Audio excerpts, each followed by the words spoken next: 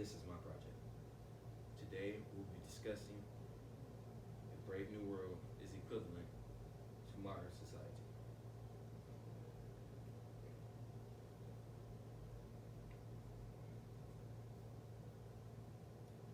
As we know, Brave New World society is set in a distant future where everyone is happy all the time. They have a world state as their government, and they operate through a tyranny that ensures the order over the society at all times. Community, identity, stability is the motto for the world state. This quote lists the dystopia's key goals to maintain power in society.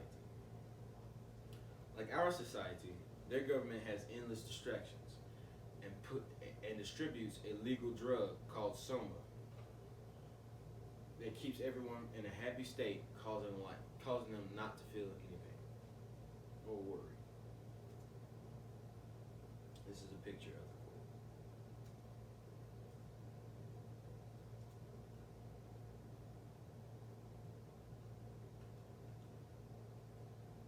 Genetic engineering. In Brave New World, humans are no longer born or grown, but yet they are made in an assembly line. This is made possible by the idea of eugenics through genetic engineering. While the assembly line is described in the beginning of the novel as a fantasy, this basic and major concepts are being used as we speak. People have the choice to choose what they want their children's genetic makeup to be, whether it to be a male or female. Testing for a child's sex before birth is a worldwide process that led to a huge gender gap in many countries. From 8 to 96 buds, every bud will grow into a perfectly formed embryo, and every embryo into a full-sized adult, making 96 adults and human beings grown wherever one grew before. Technology and consumerism. Now you might be thinking, what is consumerism? Well, I'm finna explain.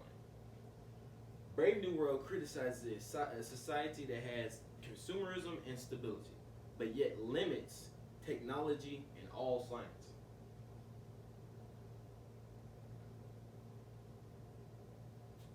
They use consumerism as a tool to keep people buying what they want and what they think they need to keep them happy by pursuing their hobbies. But yet in modern society, we have been conditioned to buy what we want, what we need, and what we don't need. So, for instance, we need food. What we don't need is technology. So they mix it up so we can, where they think that we need technology instead of food, or we need both of them, when we only need one.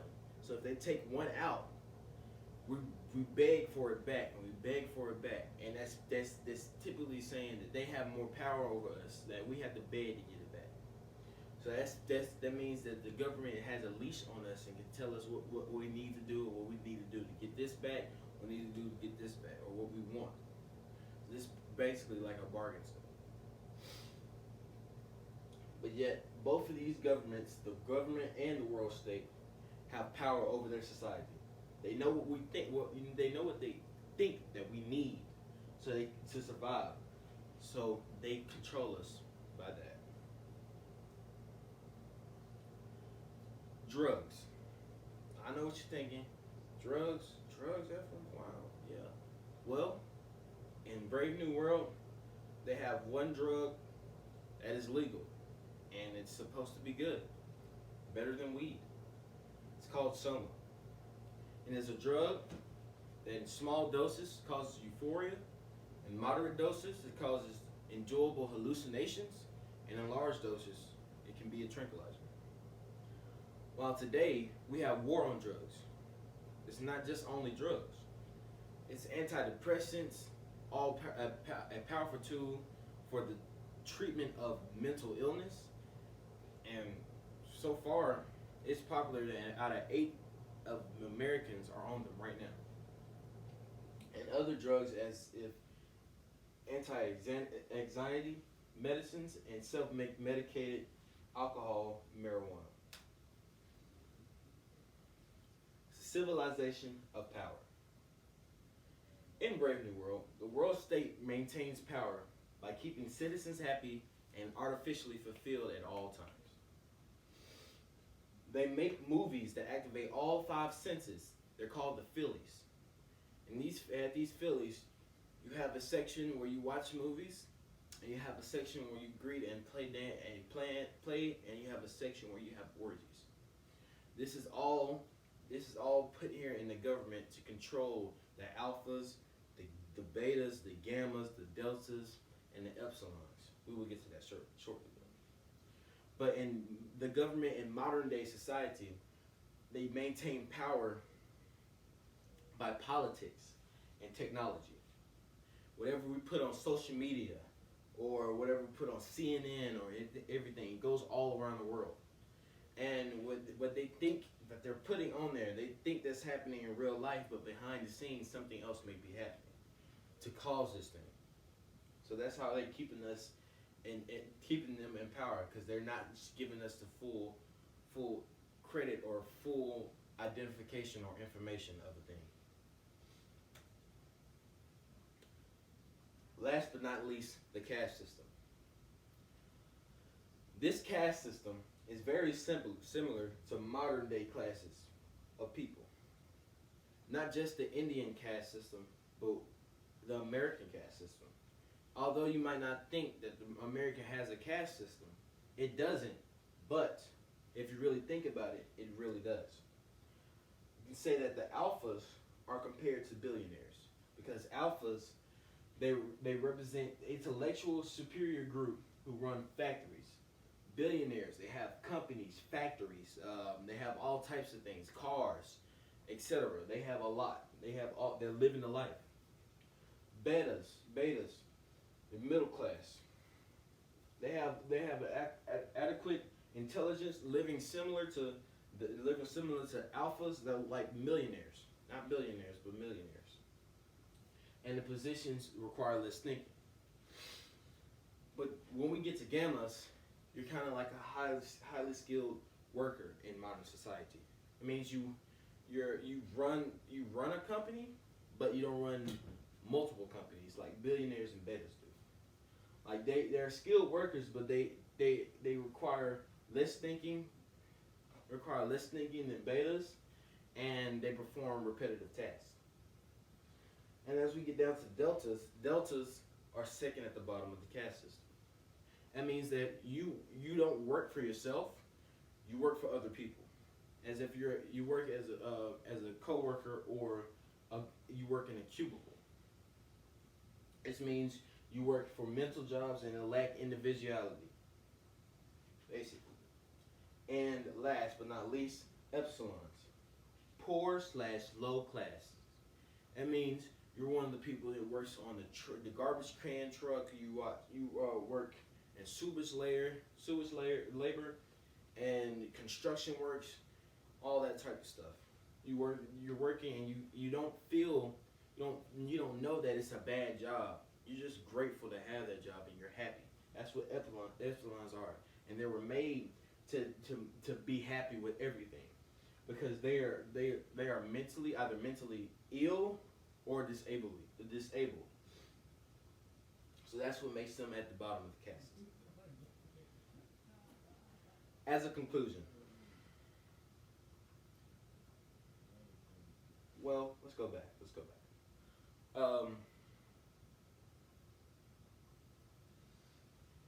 Also, the higher the caste, people are expected to be taller, with fair skin, and lower class, short, dark skin, and have wide noses. Well, I know I get joked a lot with my nose, but I probably wouldn't be low class. But the physical expectations are due to consistencies in appearance and existing caste. So basically, what this saying is that you're born into this. That the way you're made, you're either an alpha, a beta, a gamma, gamma, a delta, or an epsilon. People only conceive with only those of their same. So that means they only have sexual intercourse or the coitus with this if they're in the same caste. Deltas only conceive with deltas, epsilons with epsilons, gammas and gammas, so forth. Making this similar physically probable. We can go on. Conclusion.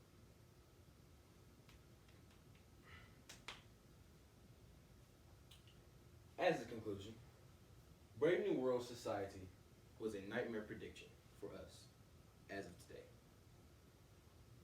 But although we have some attributes and we have similarities to this novel, we are nowhere near close to what it actually is. We do have genetic engineering. We have a government that keeps us on a leash. We have internet, technology, we have consumerism. But the only thing that's holding us back is that our people know what is good and what is right. We weren't born, we weren't made in an assembly line. We were made and born from each other. We don't have orgies all the time. We don't. That's not acceptable. And that's kind of gross in our society. You have to change a lot of things for us to adapt. You have to change a lot of things for us to get to this society right here. Even the movies that brings out all five senses. We haven't invented any technology like that yet. So even though they're still working on it, but I believe they're nowhere near close to having it. So and to us, we haven't even touched the surface of all the technology we have and have at hand and the skills we can do with it. So if we take the mistakes from the citizens that made this book possible, and use it to guide where not to go, then our society might be safe from this nightmare prediction. And the quote of the day: "Oh, brave new world that has so much people in it," by John the Savage. Ms. Morris, this is my works cited page. As you can see, it's gonna be longer, but as always, thank you for your time. And this is Ephraim Hill, and the project is Brave New World.